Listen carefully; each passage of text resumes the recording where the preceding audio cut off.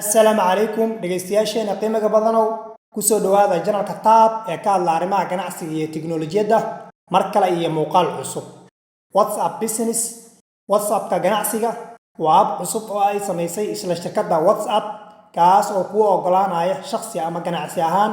inaad xogta ganacsigaaga sida astaantaada, halka ganacsigaagu ku yaal, website-kiisa, taleefankiisa iyo saacadaha ganacsigaagu shaqeeyo, alaabta aad gadid ama adeegyada aad bixisid aad la wadaagto macaamiishaada qaab online ah. Waxa kale oo habkan kuu sahlayaa maamulidda fariimaha kala duwan ee macaamiishaada kaaga imaanaya, u abuuridda jawaabo degdeg ah su'aalaha markasta lagu soo weydiiyo, kala saaridda macaamiishaada, macaamiil cusub, mid hore oo soo laabtay,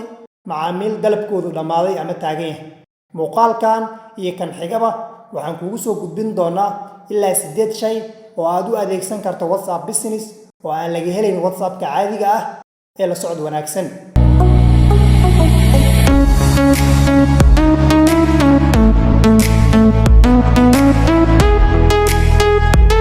WhatsApp Business cid kasta isticmaali karta, ama ganacsi ah ama hal abuur ah ama qof fariimo badan la wadaaga asxaab kale ah, qof kasta isticmaali kara WhatsApp Business. Si aad ugu shubtid marka ugu horeyso waxaad tagtaa qaybta programmada ay kugu jiraan ee taleefankaaga, Play Store-ka ka tag. Play Store-ku wuxuu leeyahay meel wax lagu qoro, halkaas ayaa waxaa ku qori doontaa WhatsApp Business. Hadda wuu ku qoran yahay, ilaa hadduusan ku qorayn oo saan oo kale waxay noqon doontaa adiga WhatsApp Business inaad ku qoratid. WhatsApp Business markuu kuu soo saaro waa kana WhatsApp Business. Hadda aan ku dhufano wuxuu sheegaa taleefankan inuu marka hore ku shubnay oo ku jirayba uninstall daan ahaan inaan dib ugu shubnay noqonaysa, laakiin ma dhahayno. Waxaan kuu sheegaa farsamo isticmaali kartid WhatsApp-kan. shubashadiisu wuxuu la mid yahay WhatsApp-ka caadiga ah, waxba ugama duuno. Hadda WhatsApp caadiga ah isticmaashay iyo kan waa isku mid, kaliya wuxuu kaaga baahan yahay inaad laf kale dheeri ah haysatid. laakiin waxaa ka sii wanaagsan oo isticmaali kartaa haddaadan telefoon kale aadan macnaa laf kale aadan haysan oo laba laf aysan telefoonka kugu jirin, landline ayaad isticmaali kartaa lambarkiis. waxyaaba ugu fiican yahay WhatsApp kale ka mid tahay saan oo kale markuu kugu soo kaco marka open hore waan ka dhigi karnaa si aan u sigalno gudihiisa oo ku shubashadiisu waxay la mid tahay WhatsApp-ka caadiga ah. haddaan home-kay ku laabto marka calaamadaar uu leeyahay biidaas dhexda ku jirta WhatsApp Business-ka lagu gartaa. kan kalena waa kana WhatsApp-kaas caadiga waaye, farqigaas u dhaxeeya hataa calaamadooda ama loogoodu way kala duwan tahay. gudaha markaan u gashana muuqaal ahaan waa isku mid, saa u jeedid laba muuqaal macnaha oo isku mid ay leeyihiin, laakiin maxay ku kala duwan yihiin, features-ka ay ku kala duwan yihiin aan rabaa inaan wax ka tilmaamo. kan ugu horeeya waxaa waaye sidee loogada ama astaanta guud ee ganacsigaaga iyo telefoonkiisa, website-kiisa waxaas see loo sameeyaa si qofkii arka isla markiiba uu u aqoonsado waxa adiga aad bixisid ama uu ogaadaba. waxaad tegaysaa marka halkaas saddexda dhibcood waxaa kasii tegaynaa setting, waxaa aadaynaa business tool, business profile. waa kana business profile-kaas waa waxaan ka hadlaya loogada guud. iyo markaan hadda ugu horeyn loogada soo baxday telefoonka ganacsiga tiknoolajiyada Tab waxay qabanaysay ah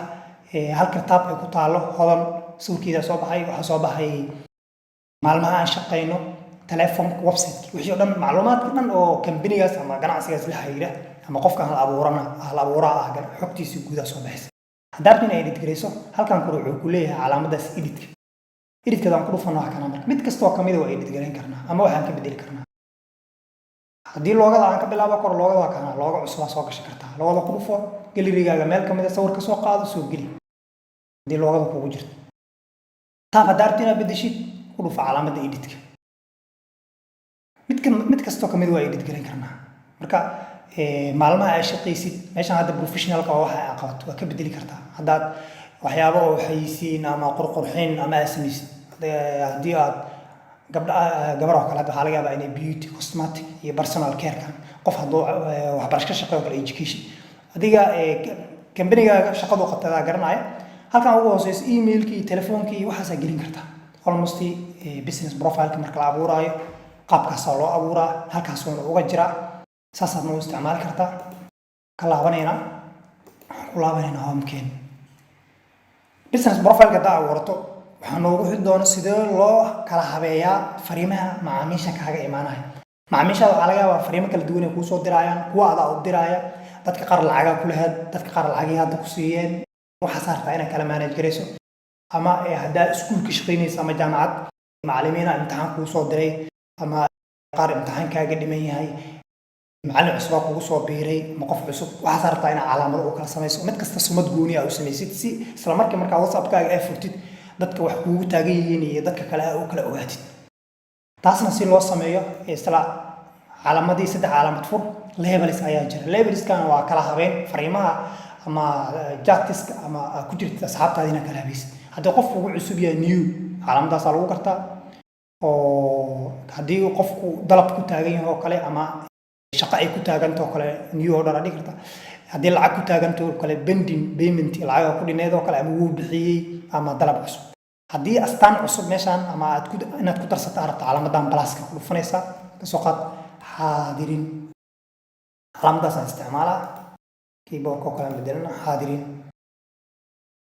حاضرين اسكاكور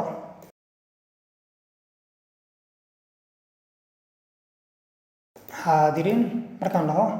اوكي دان له علامة عصوة يو صدرس حاضرين علامة كلر كاسيني يالت almost معلمين تو كلام استعمال كرا ardada كلام استعمال كرا qofki maqnaay iyo qofki joogay laba calaamadaha oo kala sameyn kara waxa oo kala somadeen hada marka armaajo alaab ugu jirto waxa laga yaabaa qaanad kasta inay calaamad ku leedahay saas oo kala loogu talagalay fariimahana inaad kala habaysid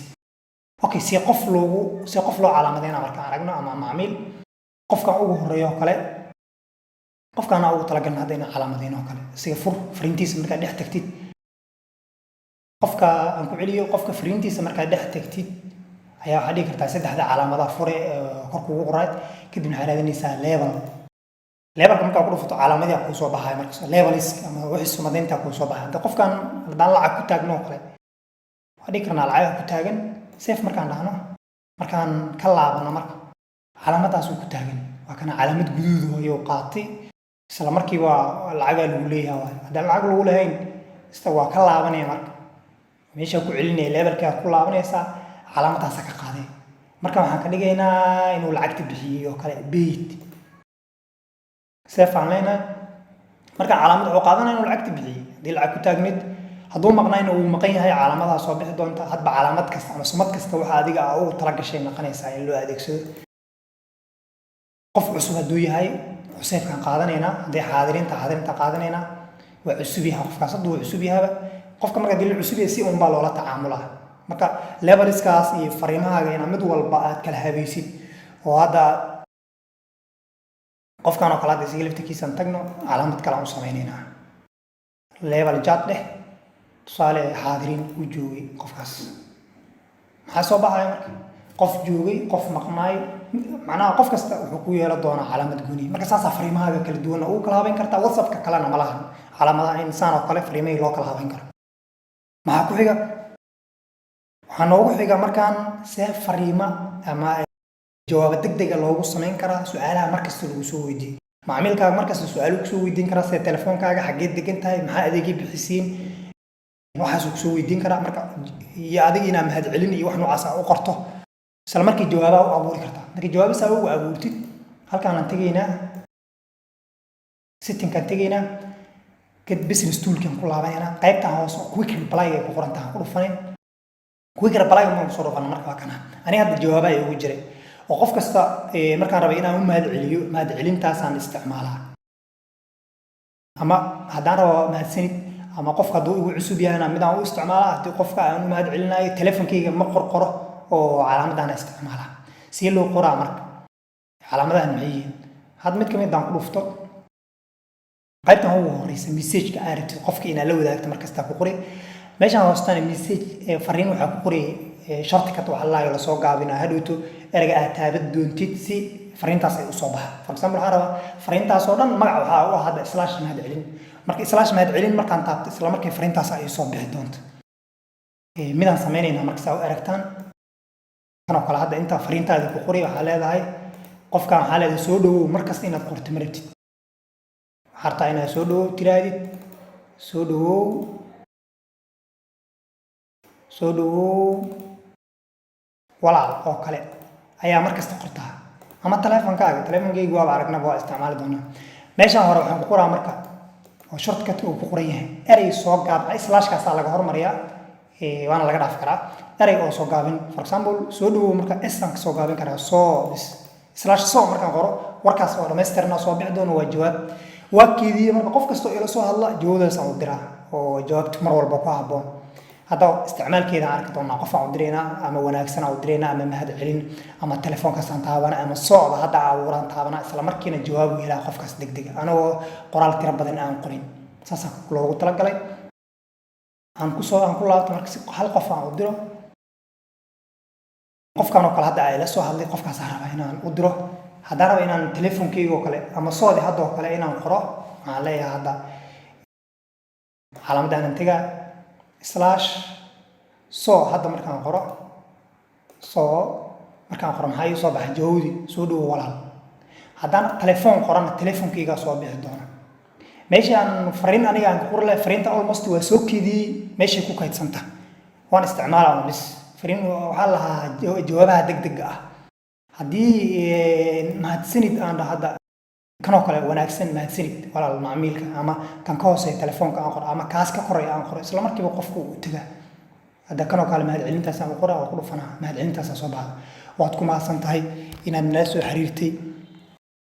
ayaa meeshaan ku qoran marka fariintaas soo heli doona qofka haddaan u diro okay haddaan dhaho kaasa fariintaan anaa hadda ma qorin almost waa soo abuuray meesha hadda kuwii goontagii inaan kasoo abuuray oo aan dhahay ka bax almost sida loo isticmaala hadda waa aragtay halkan tag settingka tag quick reply-gaana soo abuuray keli quick reply muxuu kaa rabaa message qofka oo dir lahayd iyo shortcut-ka markasta adiga aad taaba lahayd waa soo gaabintii ayaan la wadaagtid marka muuqaalka intaasaan kusoo koobaynaa qaybta dambe la soco si qaybaha kale oo whatsappka kale oo salayn isigana u ogaatid waad mahadsantahay